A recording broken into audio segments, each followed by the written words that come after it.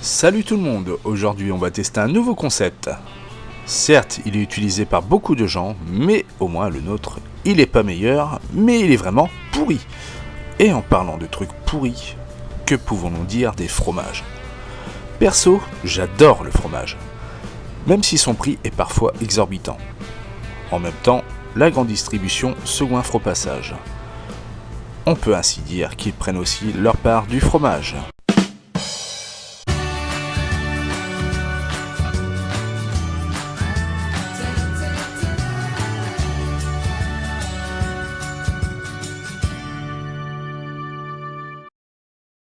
Commençons par le fromage qui pue du moins fort au plus fort. Je rappelle que ce classement est purement subjectif et que vous pouvez toujours donner le vôtre dans les commentaires. Je serais même ravi de savoir ce que vous mangez comme fromage. Numéro 10, le camembert. C'est un fromage au lait cru de vache à pâte molle légèrement salée et à croûte fleurie. À proprement parler, ce fromage ne sent pas si fort, sauf si vous le laissez pendant une semaine au-dessus du frigo à température ambiante. Vous aurez l'impression que votre habitation regorge de chaussettes sales dignes de l'équipe française de marathon après une semaine sans en changer. Sinon, le goût est bon.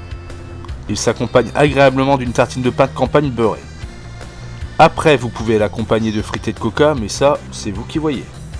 Numéro 9, le bleu. Non, pas celui que vous avez laissé à votre copine ou encore celui que Zaya sait très bien s'occuper. Mais le fromage à pâte persillée dit le bleu. Le bleu est un fromage dont le caillet est ensemencé et percé pour que le champignon Penicillium glaucum ou Penicillium roqueforti se développe. Oui, c'est du lait moisi. Au goût, il n'est pas mauvais, même si certains bleus affinés trop longtemps ont tendance à piquer la langue. Mais je vous déconseille fortement de les laisser longtemps sortis du frigo. En effet, il devient rapidement impropre à la consommation et l'odeur se rapproche fortement d'un mur proche d'un pub nocturne où des centaines de clients se seraient soulagés. Numéro 8, le morbier. C'est une appellation d'origine désignant un fromage de lait cru de vache fabriqué dans le massif du Jura, en France, et qui tient son nom du bourg jurassien de Morbier. Cette appellation est protégée grâce à une AOP depuis 2002. À vrai dire, il ne sent mauvais que si vous le chauffez, mais son odeur est si terriblement forte qu'on a déjà dû effectuer une évacuation de réfectoire à cause d'un élève qui s'était amusé à en faire réchauffer dans un micro-ondes. Le micro-ondes fut d'ailleurs inutilisable pendant 6 mois vu la ténacité de l'odeur. Numéro 7, le reblochon. Le reblochon, ou reblochon de Savoie, est une appellation désignant un fromage français produit dans la Savoie et la Haute-Savoie. Cette appellation d'origine provient du massif des Bornes, vallée de Thône, du massif des Aravis et de régions comme le Val d'Arly. Cette appellation bénéficie d'une AOC depuis le premier décret du 7 août 1958, complété en 1976, 1986, 1990, 1999, 2012 et 2015. Ce fromage est l'ingrédient essentiel d'une recette typiquement savoyarde, la tartiflette. Ce fromage sent fort froid et encore plus étant cuit, même si son goût est délicieux chaud. Perso, j'en mangerai pas trop en tartine avant un rendez-vous galant. Numéro 6, le Livaro. Le Livaro est un fromage français de Normandie, originaire de la commune de Livaro et bénéficiant d'une AOC depuis 1975. C'est un fromage à base de lait de vache, à pâte molle à croûte lavée, de couleur orangée, de forme cylindrique, cerclée de 3 à 5 bandelettes de tiges de massette, séchées et découpées. Ces bandes servaient à l'origine à la bonne tenue du fromage lors de l'affinage. Elles sont à l'origine du surnom du colonel du fromage. La couleur orangée de sa croûte provient soit de Brevibacterium linens, ferment du rouge, soit du roku, un colorant naturel. Ce fromage se déguste une fois qu'on a réussi à supporter son odeur avec une tranche de pain en fines tranches. Numéro 5, le fromage de chèvre au lait cru qui a été affiné super longtemps. Un fromage de chèvre est un fromage obtenu en transformant exclusivement du lait de chèvre. La composition du lait de chèvre en acide gras spécifique contribue au goût caractéristique de ce type de fromage, notamment les acides gras à chaîne moyenne. Ces acides gras tirent leur nom de capra et constituent environ 15% des acides gras dans le lait de chèvre. Bon, pour la plupart, vous n'auriez rien compris, mais c'est pas grave. Il faut noter que ces fromages se conservent très mal. En effet, après plusieurs mois d'affinage, l'odeur est tellement forte qu'elle serait capable de vous faire fondre littéralement les yeux. Par contre, un fromage frais de chèvre est très bon. Il se déguste en général sur une tartine de pain blanc, accompagné d'une pincée de fleurs de sel et de persil fraîchement haché. Attention, à partir de maintenant, on s'attaque à du lourd. Les odeurs des fromages suivants sont tellement fortes qu'elles peuvent faire couler votre cerveau par les oreilles. D'ailleurs, on sait maintenant pourquoi Totof est aussi bête, il en a consommé en trop forte quantité.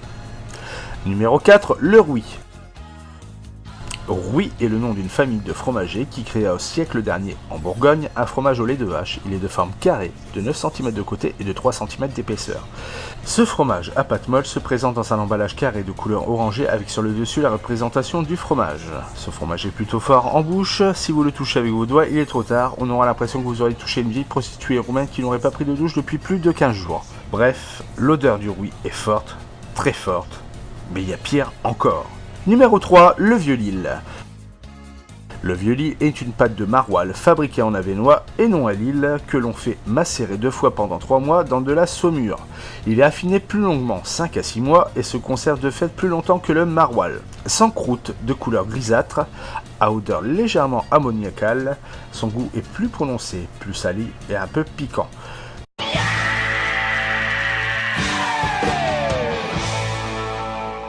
Son odeur est très prononcée, ça veut dire que ça pue la vieille chaussette portée pendant un mois qu'on a oublié pendant 6 mois dans la salle de bain, mais c'est pas encore celui qui pue le plus.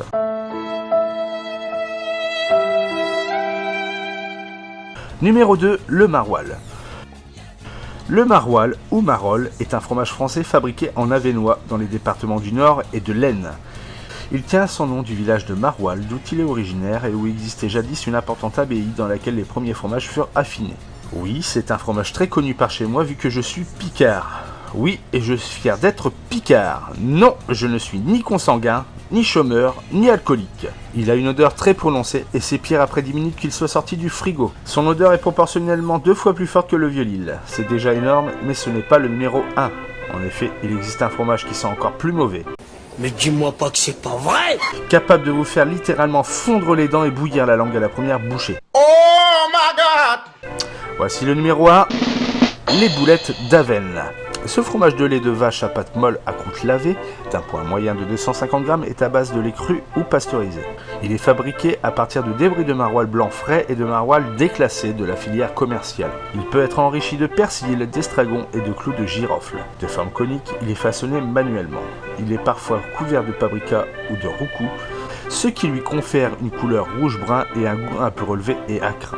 Dans sa version fermière, il est aussi à laver à la bière au cours de son affinage.